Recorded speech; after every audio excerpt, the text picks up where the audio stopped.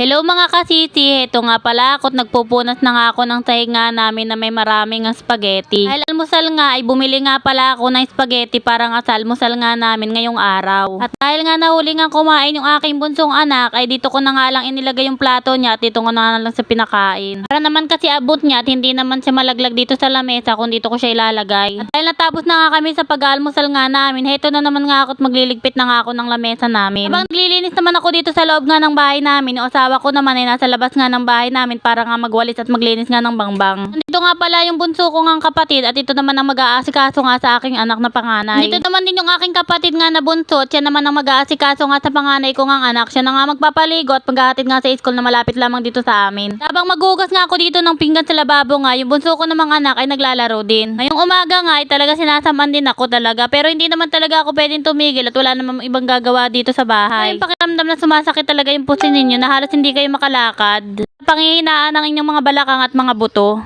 Pero yun ay dahil nga sa ako ay may dalaw ngayon. Kahit sa pa, kumikirot din talaga yung tahi ko kasi nga CS nga ako sa aking pagkapanganak nga. Kahit matagal na nga ito ay talagang kumikirot pa rin nga. Habang naghuhugas naman nga ako dito, nagmamadali na nga rin ako ditong matapos kasi nga may gagawin pa nga ako sa kwarto namin. Magliligpit pa nga ako doon ng mga kalat namin. Dahil maaga naman kaming nagising at ito na nga't gagawin ko na nga ito paglilinis nga dito sa kwarto. Kahit masama nga yung pakiramdam ko ay tuloy-tuloy pa nga rin yung aking mga gagawin. Tamang-tama nga nandito yung kapatid ko, nakiusap nga ako sa kanya na i-video nga ako para nga sa aking content. Kaya pagpasensya nyo na nga kung magulo nga itong video na ito dahil hindi naman sana yung kapatid ko. Gagawin ko kasi yung mga pwesto dito tapos papalitan ko pa yung kama ng bedsheet tsaka yung mga una ng mga pillowcase. Kapag laban naman na ako kagabi ng mga damit namin na labahin tapos naisampay ko naman ng kanina. Hatid naman ng aking kapatid yung aking panganay nga na anak kaya naman eto't okay lamang kahit maglinis at mag-video nga siya sa akin. At yung bunso ko namang anak ay bantay-bantay nga ng aking asawa nasa labas nga ng pintuan nakaupo lamang. Tapos na kasi siya sa paglilinis nga dito sa labas nga ng bahay tsaka sa bangbang dito sa amin para hindi madulas. Akin na nga rin palang iniangat itong plywood nga na tapin nga namin para nga hindi kami lamigin. Tapos inangat ko na nga rin pala dito yung kamat, nilipat-lipat ko na nga rin. Para nga makapagwalis ako ng maayos tapos malampasuhan ko at matanggal ko nga yung mga ali-alikabok nga dito. Bali 2 beses nga ako sa isang buwan kung maglinis nga dito sa kwarto namin. Iniiba-iba ko kasi ang mga pwesto dito sa amin.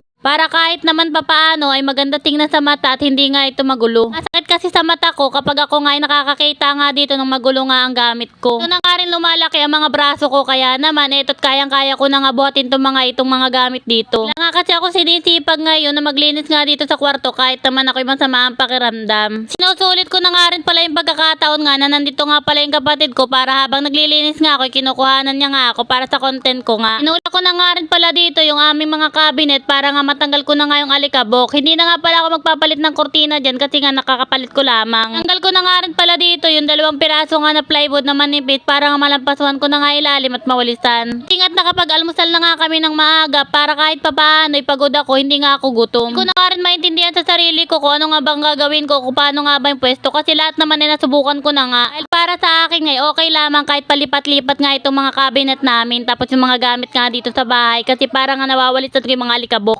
Pasensya nyo na nga pala kung maingay nga yung voice over ko kasi nga yung asawa ko maingay at pinapagalitan niya nga yung aming anak. Pag naglilinis nga ako dito sa kwarto nga namin ay nahayaan lang ako ng asawa ko tapos hindi niya ako tinutulungan. Alam nga niya na kaya ko naman ito tapos hindi ko nga gusto na kaya laman nga yung aking mga ginagawa dito sa loob ng kwarto. Kahit maliit lamang yung kwarto nga namin, ito nga't ang aming bahay ay inaayos ko palagi. Hindi nga ako nagsasawang maglinis kasi pag may sarili kang bahay, gagawa mo ang gusto mo sa bahay mo. Kahit ano pang design iyan, ayos lamang dahil ikaw naman ang may-ari. Para nga maliwanag dito nga sa kwarto namin, nilagay ko na nga lang dito yung cabinet sa gilid lamang ng bintana. Dito ko nga ilalagay yung plywood nga sa tabi at malapit nga dito sa bintana para naman kahit papaano maliwanag at mahangin. Ito nga ako ngayon maglalagay na nga ng bedsheet nga dito sa kama. Hanggang dito na lamang po yung video ko. Salamat po sa panonood. Sana po tapusin nyo hanggang dulo.